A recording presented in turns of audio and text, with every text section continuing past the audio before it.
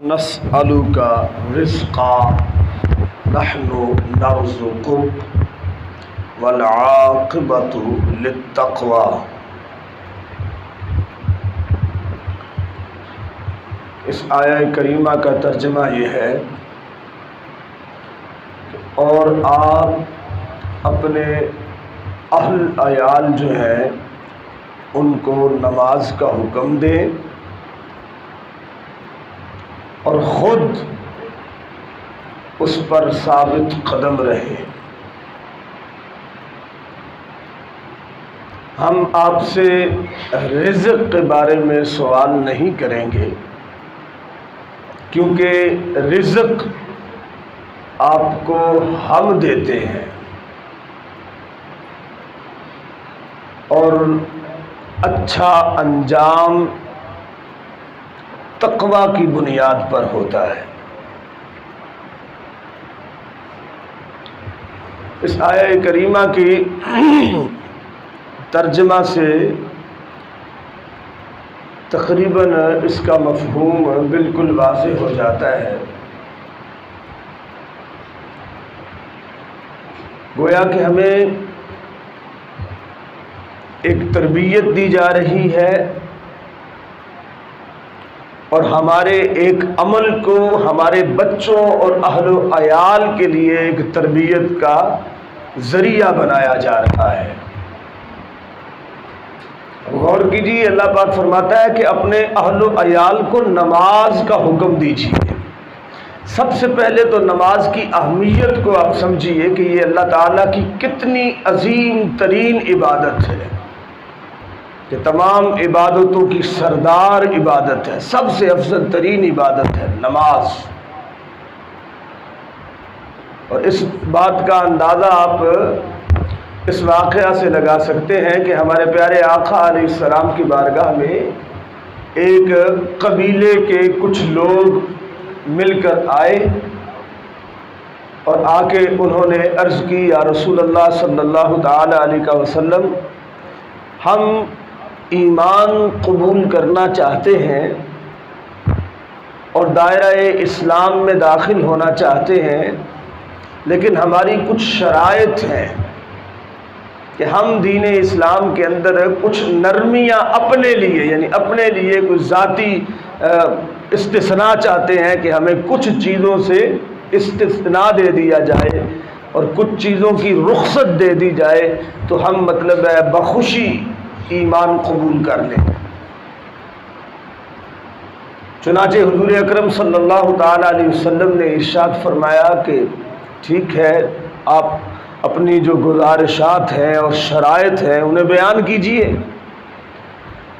انہوں نے اسلام کے حوالے سے جن باتوں کے اندر کوئی مشقت تھی ان کا ذکر کیا۔ مثال کے طور پر انہوں نے کہا کہ اسلام کے اندر بعض مخصوص حالات کے اندر جہاد فرض ہو جاتا ہے،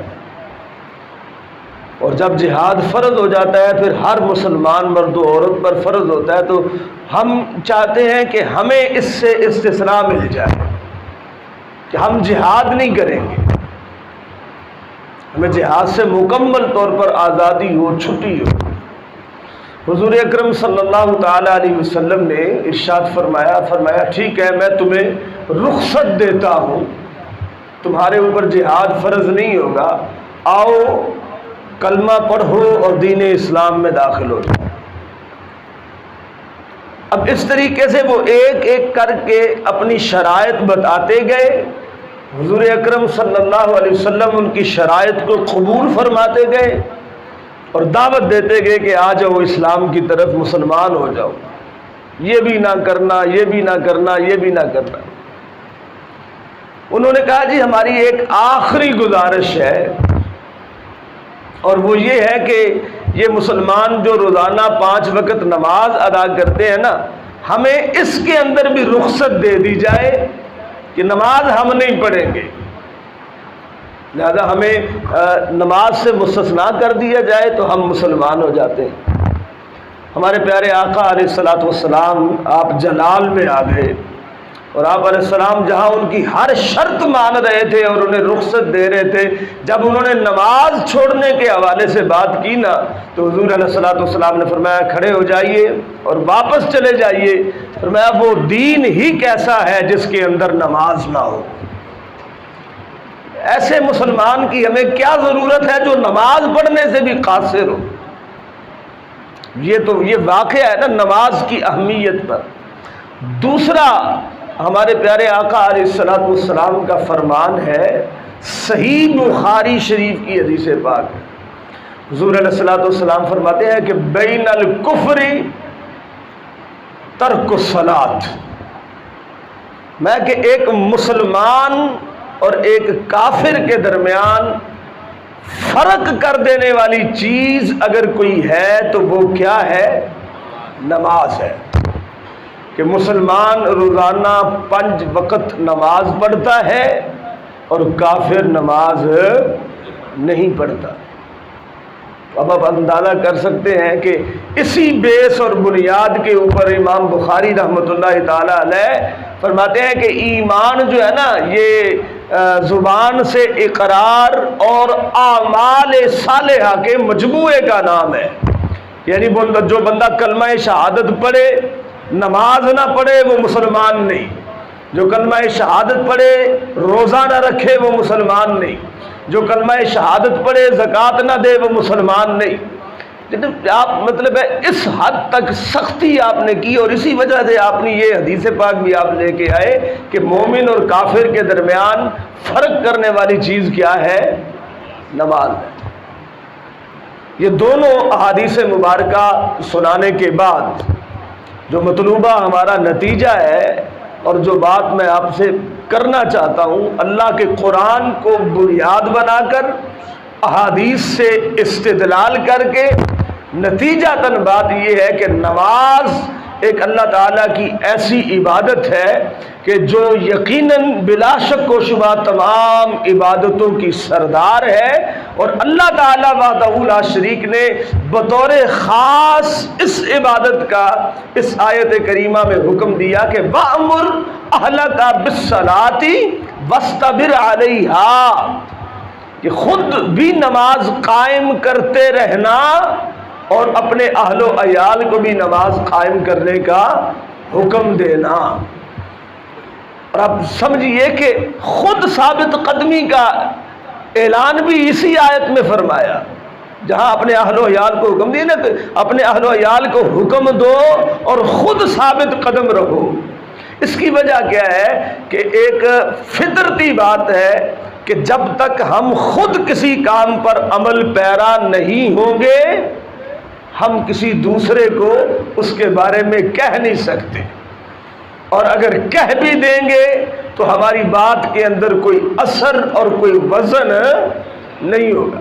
اور قرآن پاک میں اللہ پاک فرماتا ہے یا ایھا الذین آمنوا لما تقولون ما لا تفعلون، کیا ایمان والو تم وہ کام کیوں کہتے ہو جو خود نہیں کرتے ہو؟ اب اس واسطے فرمایا کہ واستبر علیہا، کہ خود ثابت قدم رہو گے، پھر اپنے اہل و عیال کو اگر حکم دو گے نا تو وہ تمہارے اہل و عیال بھی تمہاری بات سے اعراض نہیں کریں گے، روح گردانی نہیں کریں گے۔ ان کی تربیت تو پہلے ہی آپ کو دیکھ دیکھ کے ہو چکی ہوگی کہ یہ چونکہ اس کام کا بڑا پابند ہے اور اس نے ہم سے بھی یہ کام ہر حال میں کروانا ہے، تو اس صورت میں مطلب ہے جب ہم خود ثابت قدم ہوں گے نا، خود ایک کام کو مسلسل کرتے ہوں گے تو پھر ہماری بات کے اندر وزن بھی ہوگا اور اس بات کا لوگوں کے دلوں پر اثر بھی ہوگا اور اس پر آپ کو عمل بھی نظر آئے گا۔ اب آپ دیکھ سکتے ہیں کہ حضور اکرم صلی اللہ تعالی علیہ وسلم کی پوری زندگی اسی بات کے پریکٹیکل میں گزری، اور حضور علیہ السلام کی زندگی ہمارے لیے بہترین نمونہ ہے۔ اللہ پاک قرآن پاک میں فرماتا ہے لَقَدْ كَانَ لَكُمْ فِي رَسُولِ اللَّهِ أُسْوَةٌ حَسَنَةٌ، کہ تحقیق تمہارے لیے رسول اللہ صلی اللہ علیہ وسلم کی زندگی جو ہے وہ ایک بہترین نمونہ ہے کہ تم نے کیسی زندگی گزارنی ہے، ایسی زندگی گزارو جیسے میرے حبیب مکرم صلی اللہ علیہ وسلم نے گزاری ہے۔ اور آپ کا مبارک طریقہ کیا تھا؟ پریکٹیکل آپ کا یہ تھا، اور آپ نے لوگوں کو حکم بھی اسی بات کا دیا۔ دیکھیں نا، پہلے خود کر کے دکھایا، پھر لوگوں کو بتایا، تاکہ مطلب ہے جیسے میں کروں گا لوگ مجھے کرتے دیکھیں گے، پھر میں دوسروں کو کہوں گا تو میری بات ان کے دلوں پر اثر کرے گی۔ چنانچہ آپ علیہ الصلوۃ والسلام کی پوری زندگی میں آپ کا معمول یہ تھا کہ آپ فرض نماز کے علاوہ باقی جتنی نماز ہوتی تھی وہ اپنے گھر میں ادا فرمایا کرتے تھے۔ یعنی نماز سے پہلے کی جو سنتیں ہیں وہ کہاں پڑھتے تھے؟ گھر میں پڑھتے تھے، اور نماز کے بعد والی جو بقایا نماز ہوتی ہے یعنی فرض نماز کے علاوہ وہ باقی کی جو نماز جسے ہم کہتے ہیں وہ بھی آپ علیہ الصلوۃ والسلام گھر میں پڑھا کرتے تھے۔ اور یہ تو آپ کا عمل تھا نا ذاتی زندگی میں، لیکن آپ نے حکم بھی اسی چیز کا دیا تھا، اور فرمایا تھا کہ اپنے گھروں کو قبرستان مت بناؤ، اپنے گھروں کو قبرستان مت بناؤ۔ کیوں؟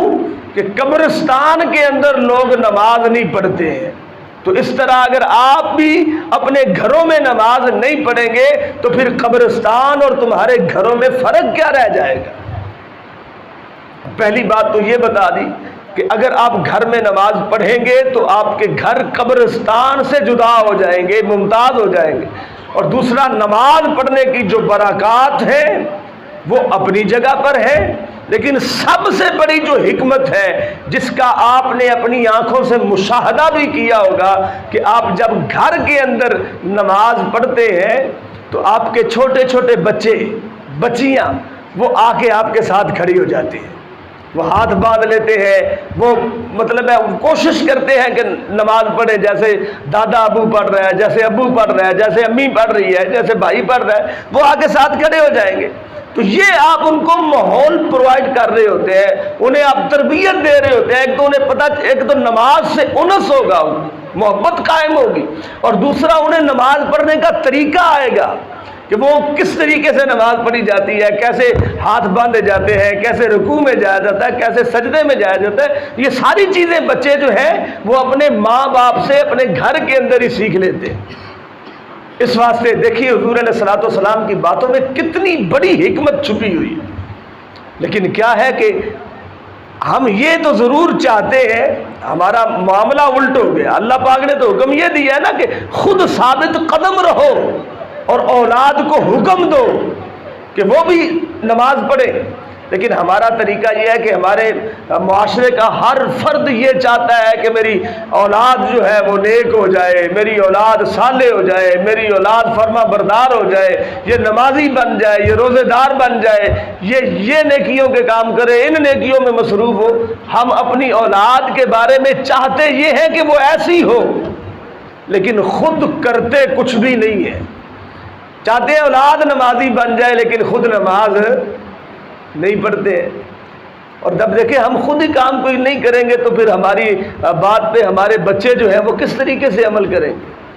ہم اپنے بچوں کو اولیاء اللہ بنانا چاہتے ہیں، لیکن خود کبھی اس لفظ کے ساتھ بھی مطلب ہے انس ہمارا جاگا نہیں ہے، اور ہمارا انس اور محبت اس لفظ کی طرف مائل نہیں ہوتی۔ ہر بندہ چاہتا ہے میری اولاد غوث پاک کے درجے کے برابر پہنچ جائے، لیکن گھر میں ماحول ہم نے بالکل نہ نماز کا رکھا، نہ کوئی دینی مطلب ہے ہمارے معاملات جو گھر کے اندر ہو وہ نظر آتے ہیں۔ اس واسطے قرآن و سنت، حضور اللہ تعالیٰ نے قرآن پاک میں کیا فرمایا؟ ھدی للمتقین، یہ قرآن سراپا ہدایت ہے۔ اب دیکھیے اللہ کے کسی نبی نے نہیں آنا ہے دنیا کے اندر، حضور علیہ السلام خاتم النبیین ہے، بس نبوت کا دروازہ بند ہو گیا۔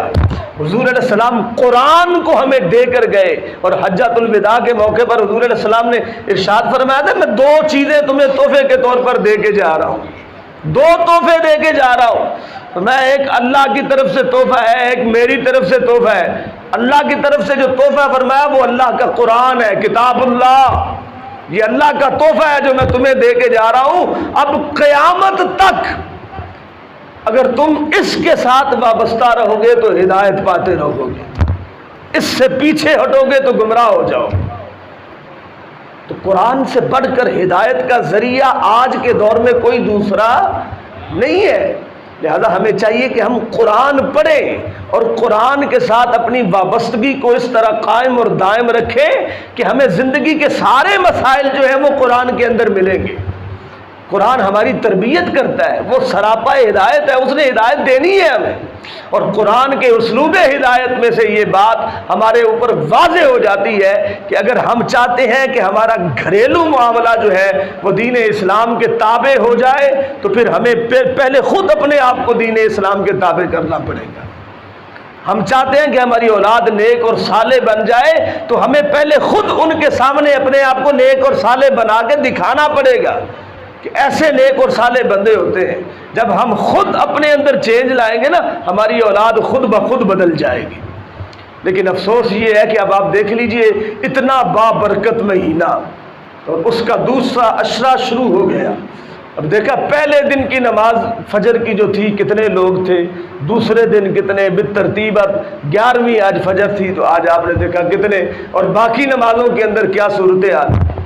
جبکہ ایک فجر کی نماز مقصد ٹائم کا کیا ہوتا ہے، ہم ٹائم 4:30 بجے ہم نے کر دیا، یعنی بالکل وقفہ کم کر دیا۔ کیا مقصد ہوتا ہے کہ تاکہ لوگ روزہ رکھ کے گھروں میں گھر میں نماز پڑھنے کے بجائے مسجد میں آ کے جماعت کے ساتھ نماز پڑھ لیں، انہیں زیادہ ثواب ہو۔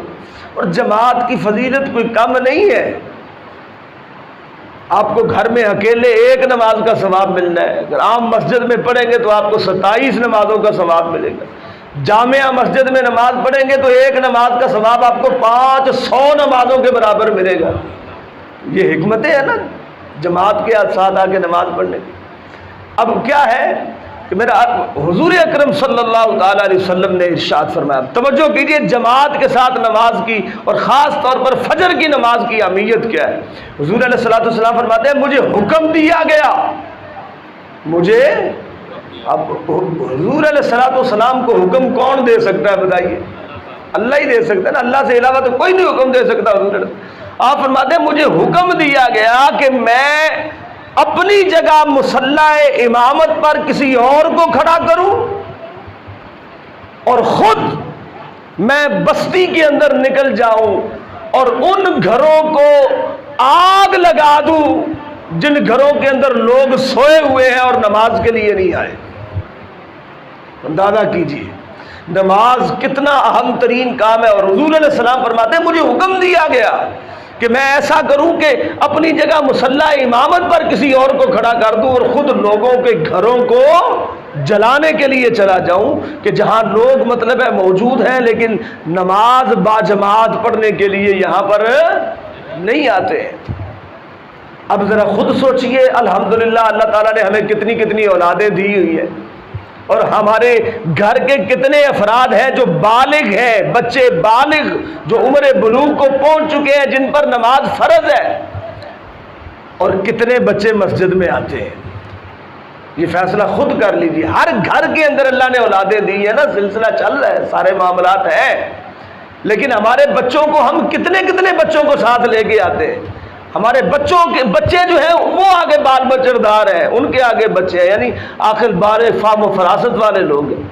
لیکن کیا ہے کہ ایک گھر کے اندر سے کوئی ایک فرد اللہ جسے توفیق دے دے تو وہ مسجد کی زینت بنتا ہے۔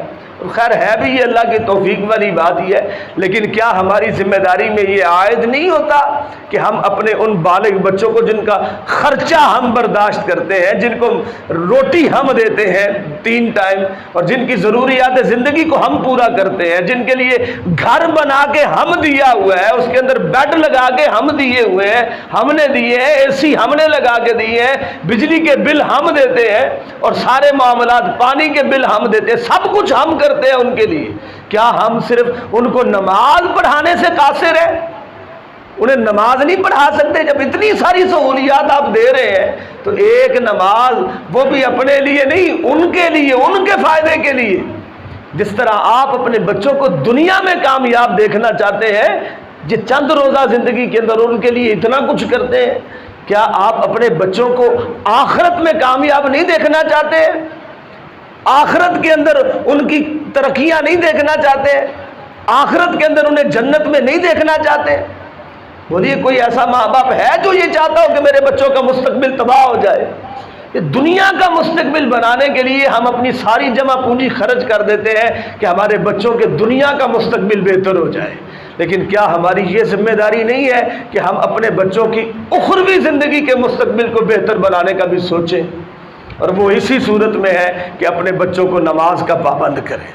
جو بچے بالغ ہیں انہیں گھر میں نماز پڑھنے کی بجائے مسجد میں لے کے آئیں، مسجد کی رونقیں بھی بحال ہوں گی اور انہیں ثواب بھی زیادہ ملے گا، ایک کی بجائے 500 نمازوں کا ثواب ملے گا۔ پھر مطلب ہے اگر کوئی بیٹھ جاتا ہے قسمت سے تو وہ کوئی قرآن کی بات سنے گا، کوئی حدیث کی بات سنے گا، تو یہ ہماری تربیت کا حصہ ہے، اسی سے ہی ہم نے تربیت پانی ہے قرآن و سنت کے ذریعے سے، اور یہ خوش قسمتی ہوتی ہے، یقین کریں، وگرنہ آج کل کسی کے پاس ٹائم ہی کہاں ہے۔ اللہ تعالیٰ کی بارگاہ میں دعا ہے کہ اللہ ہمیں عمل کی توفیق عطا فرمائے۔ تو یہ قرآن پاک کی جو آیت کریمہ میں نے آپ کے سامنے پیش کی ہے، یہ صرف ایک آیت نہیں ہے، بڑی آیات طیبات ہیں جو اس سے ریلیٹڈ ہیں، جن کے اندر یہی ہمیں پتہ چلتا ہے کہ ہماری زندگی کا اصل مقصد کیا ہے، اللہ کی عبادت کرنا۔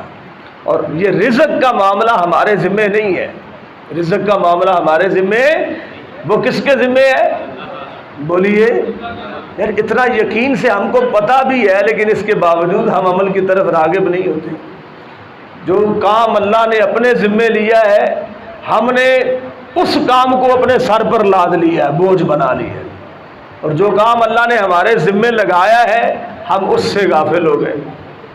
دیکھیں نا، عبادت والا کام ہمارے ذمے ہے، رزق والا کام بولیے اللہ کے ذمے ہے۔ تو جو کام اللہ نے اپنے ذمے لیا تھا اسے ہم نے اپنے کندھوں پہ اٹھا لیا کہ ہم محنت نہیں کریں گے تو مر جائیں گے، ہم روزی نہیں کما کے لائیں گے تو یہ ہو جائے گا، وہ ہو جائے گا، اس کے لیے کتنا کچھ کرتے ہیں، حالانکہ یہ کام ہمارے ذمے تھا ہی نہیں۔ یہ جانور دیکھے آپ نے، یہ بھیڑ بکریاں دیکھی ہیں، یہ دیگر جتنے بھی جانور، یہ خود کماتے ہیں، بولیے ہم ان کی خدمت میں لگے ہوئے ہیں۔ کیوں؟ کیونکہ رزق اللہ تعالیٰ نے اپنے ذمے رکھا ہے، وہ ہمارے ذریعے انہیں دے رہا ہے، ٹھیک ہے نا۔ تو یہ رزق کا کام اللہ تعالیٰ کا ہے، یہ ہمارا کام نہیں ہے، لیکن کیا ہے کہ ہمارا اصل کام اللہ کی عبادت ہے، اور وہ ہم کرتے نہیں ہیں، وہ ہم اس سے ہم غافل ہیں۔ لیکن ہمیں اس کے الٹ چلنا پڑے گا اگر ہم دنیا و آخرت میں کامیاب ہونا چاہتے ہیں۔ تو جس کام کا ذمہ اللہ نے ہمیں سونپا ہے، ہمیں اپنی ذمہ داری کو نبھانا پڑے گا۔ انشاءاللہ جب ہم اپنی ذمہ داری کو نبھائیں گے، ہماری دنیا بھی بہتر ہو جائے گی، ہماری آخرت بھی بہتر ہو جائے گی۔ اللہ کی بارگاہ میں دعا ہے کہ اللہ تعالی ہمیں عمل کی توفیق نصیب فرمائے، آمین۔ وآخر دعوانا